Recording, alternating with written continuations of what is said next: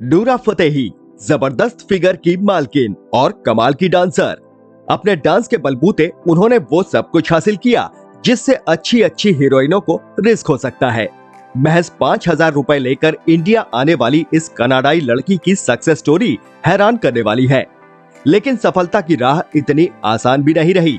ना तो उसे यहाँ के तौर तरीके मालूम थे और ना ही वो हिंदी जानती थी।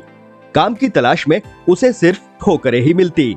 एक दौर वो भी था जब निराश होकर घर लौटने का मन बना लिया था, लेकिन वो डटी रही और आज सफलता के शिखर पर है। आज के इस वीडियो में हम बात करेंगे डांसिंग क्वीन नूरा फतेही की। आखिर क्यों ईडी उनसे बार बार पूछताछ करती है, क्यों वो डिप्रेशन में चली गई, क्या वाकई में उन्होंने प्लास्टिक सर्जरी करवाई है और क्या वो डांसिंग क्वीन के साथ ही कंट्रोवर्सी क्वीन भी बनती जा रही है। ये सब जानने के लिए बने रहिए हमारे साथ इस वीडियो के आखिर तक।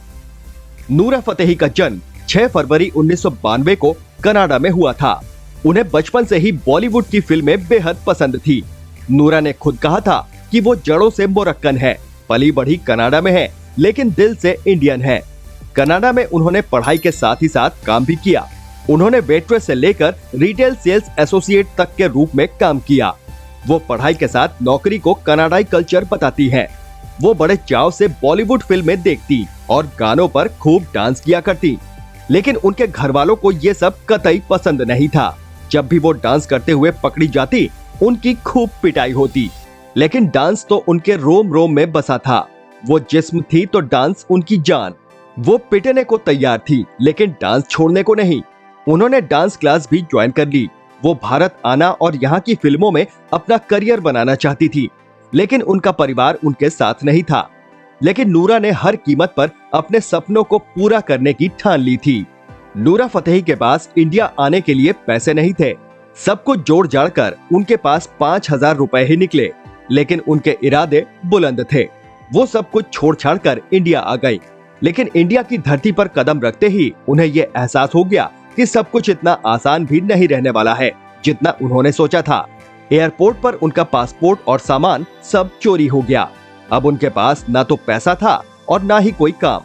जिस कंपनी के सहारे वो इंडिया आ पहुंची थी, उसने उन्हें रहने के लिए एक अपार्टमेंट दिया, जहां 8 से 10 लड़कियां पहले से ही ठूस ठूस कर रखा गया था। लेकिन उनके सामने इससे कहीं बड़ी समस्या थी, हिंदी का ना आना। लोग अक्सर उनका मजाक बनाते, यहाँ तक कि वो जहाँ भी ऑडिशन देने जाती, वहाँ भी उन्हें स्क्रिप्ट हिंदी में ही दी जाती, जबकि लोग अच्छे से जानते थे कि उन्हें हिंदी नहीं आती। नूरा फतेही का संघर्ष लगभग 5 साल तक चला, लेकिन उन्होंने हार नहीं मानी। वो डटी रही, ऑडिशन देती रही। उन्होंने एक इंटरव्यू में कहा था कि कभी कभी उन्हें लगता था कि सफलता का दरवाजा बस खुलने ही वाला है, लेकिन अगले ही पल वो दरवाजा बंद हो जाता। लेकिन आखिरकार उनकी मेहनत रंग लाई। साल 2014 में एक हिंदी फिल्म रिलीज हुई जिसका नाम था रोर, टाइगर्स ऑफ सुंदरबंस। इसके जरिए नूरा ने फिल्मी पर्दे में एंट्री ली। फिल्म छोटे बजट की थी और ये कब आई और कब चली गई कोई जान ही नहीं पाया। फिल्म में सभी नए कलाकार थे। ना तो लोगों ने उन्हें नोटिस किया और ना ही नूरा फतेही को। अगले साल इनकी एक और फिल्म आई, क्रेजी कुक्कड़ फैमिली, लेकिन इससे भी उन्हें कोई खास फायदा नहीं मिला। लेकिन इस साल इन्हें कई फिल्मों में अपने डांसिंग टैलेंट को दिखाने का मौका मिला। इसमें बाहुबली के तमिल वर्जन में मनोहारी गाना भी शामिल है। अब तक उन्हें लोग कुछ कुछ ही सही लेकिन पहचानने लगे थे। नूरा फतेही को इसका इनाम भी मिला।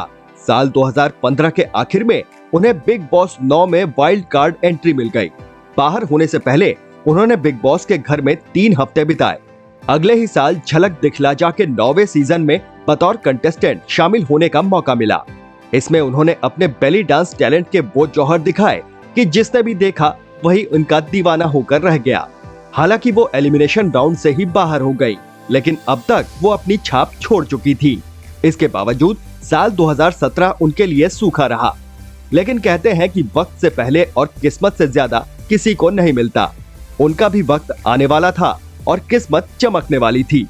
15 अगस्त 2018 को एक फिल्म रिलीज हुई जिसका नाम था सत्यमेव जयते। फिल्म में एक गाना था दिलबर दिलबर, जो साल 1999 में आई फिल्म सिर्फ तुम के गाने का रिकम्पोज वर्जन था। महज 3 मिनट 18 सेकंड के गाने ने नूरा फतेही की किस्मत ऐसी पलटी कि रातों रात शोहरत की बुलंदियों तक जा पहुंची। एक गाना किसी की किस्मत ऐसे पलट सकता है, इस पर यकीन करना मुश्किल है। इस गाने ने YouTube पर रिलीज के पहले ही दिन 20 मिलियन व्यूज हासिल किए थे। अभी तक इस गाने को 1.2 बिलियन लोग देख चुके हैं। ये टी सीरीज के YouTube चैनल पर सबसे ज्यादा देखा जाने वाला गाना भी है।